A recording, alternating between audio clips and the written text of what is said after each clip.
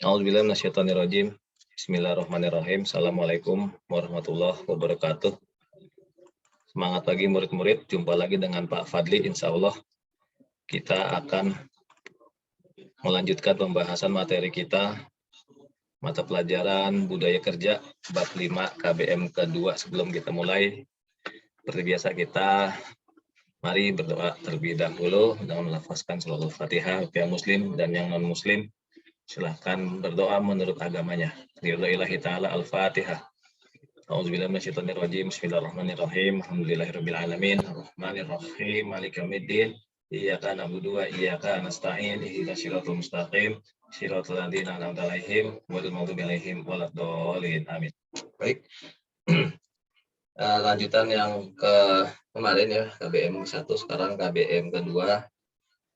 Kita akan bahas pertama itu bagian A, target ya. Yang nomor 1, produk utuh tanpa cacat, ini cukup jelas. Yang kedua, mesin-mesin atau alat-alat berfungsi dengan semestinya ya, dengan sebagaimana mestinya dan terpelihara secara berkala, itu cukup jelas juga. Dan yang ketiga, target TPM itu adalah keselamatan kerja. Itu sudah kita bahas di KBM sebelumnya. Sekarang yang bagian B, pilar perencanaan TPM. Yang pertama itu nomor 1, autonomous plant maintenance ya, maintenance.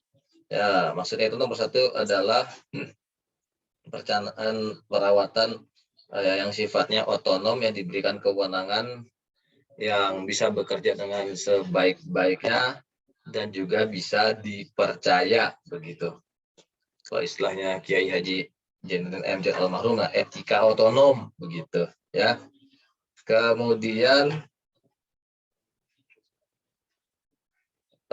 lanjutan dari nomor 1 itu kalau diuraikan banyak ya, Pak Fadli mau jelaskan sedikit aja gitu. Kalau di bidang teknik berarti ada yang namanya itu proses penghilangan segala sesuatu yang menjadi penyebab mengotor mesin-mesin. Jadi harus dipastikan ya, itu segala sesuatu yang membuat kotor. Misalkan yang sederhana aja deh, AC umpamanya, itu kan bikin kotor kan lumut. Nah, itu harus dihilangkan sampai sehilang-hilangnya begitu. Kemudian mengkondisikan pelumasan ya kan, kalau mesin-mesin yang menggunakan pelumas berarti kan ada minyak-minyak ya kan, yang harus diganti gitu. Kemudian ada yang namanya mengimprove ya produk atau mesin-mesinnya itu,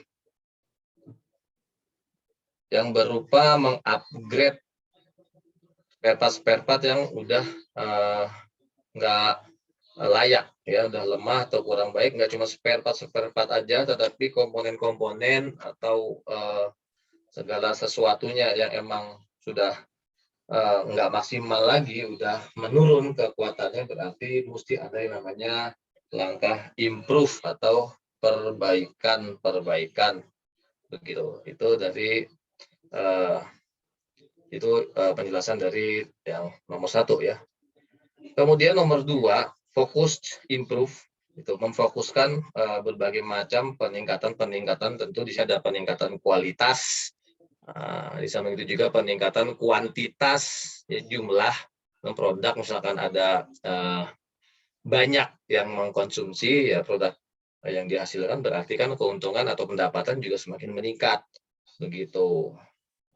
Kemudian yang nomor 3 itu quality management ya, peningkatan kualitas orang-orang yang menduduki atau menjabat posisi pimpinan ya, seperti misalkan direktur engineering umpamanya, kemudian chief security umpamanya, manajer marketing umpamanya, kemudian kepala bagian TU umpamanya, dan seterusnya.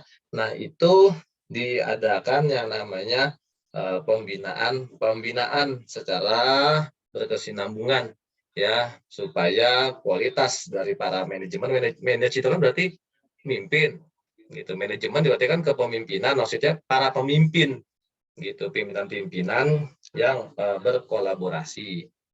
Ditingkatkan ya kualitasnya supaya tercapai yang namanya TPM itu tadi. Kemudian education and training ya.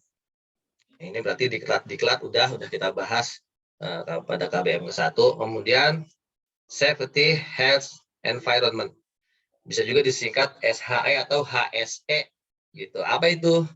Nah, itu pertanggungan jawab terhadap keselamatan lingkungan.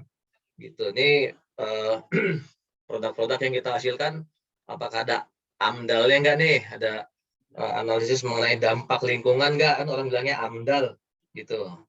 Bisa berbentuk limbah, bisa berbentuk sisa-sisa produksi dan sebagainya. Nah, itu harus ada yang bertanggung jawab ya, sehingga tidak menimbulkan permasalahan. Kemudian yang nomor 6 itu administration dan office, maksudnya dilakukan pencatatan yang memang sistematik begitu ya. Kemudian sebisa mungkin diadain yang namanya kantor atau office gitu ya, base camp untuk orang-orang yang sedang in charge atau sedang bertugas begitu. Bahkan sampai security pun harus ada yang namanya kantor security yang kita kenal dengan pos satpam, itu juga bisa dikatakan kantor security karena di dalamnya ada pencatatan-pencatatan, ada alat-alat yang berhubungan dengan operasional keamanan kan begitu.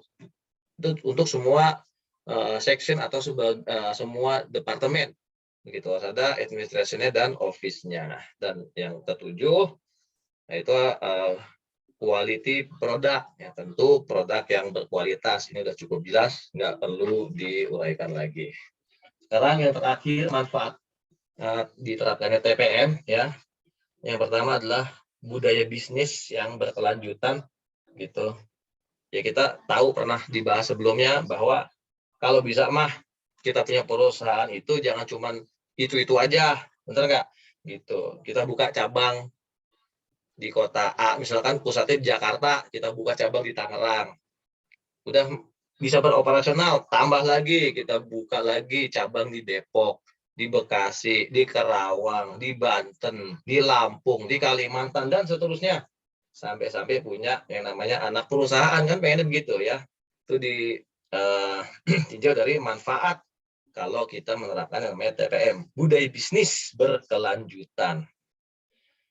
Berikutnya nomor 2, manfaat TPM itu SOP, sistematis, standar operasional prosedur, prosedur operasional standar, atau protap, prosedur tetap ya pokoknya mah. Itu namanya pedoman ya, pedoman yang kita jadiin pegangan. Bisa kita laksanakan secara sistematis, tidak acak-acakan, rapih.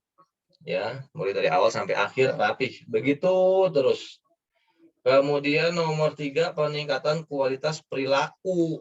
Ini kan cuma produk doang ya, kualitas yang dituju itu perilaku pegawai-pegawai semuanya tanpa terkecuali ya. Semua pegawai punya kepribadian gitu, karena kita semua ini adalah tim ya kan. Kita bekerja sama untuk kepentingan bersama. Dan yang terakhir, manfaat diterapkannya TPM adalah ketercapaiannya zero loss, maksudnya itu kerugian yang nol ya, nol kerugian. Itu namanya usaha ya, kalau bisa untung ya, jangan buntung begitu. Itulah perlunya diterapkan yang namanya TPM ya. Baik, ini itu aja yang bisa disampaikan oleh Pak Fadli ya. Terima kasih dan mohon maaf Pak Fadli ucapkan tetap jaga iman ya Pak Fadli, pesan tetap jaga iman, tetap jaga kesehatan, dan tetap bersabar. Mudah-mudahan Allah Subhanahu wa Ta'ala senantiasa mengasihani kita. Amin ya rabbal alamin. Sekian, salam 28 Jaya. Assalamualaikum warahmatullahi wabarakatuh.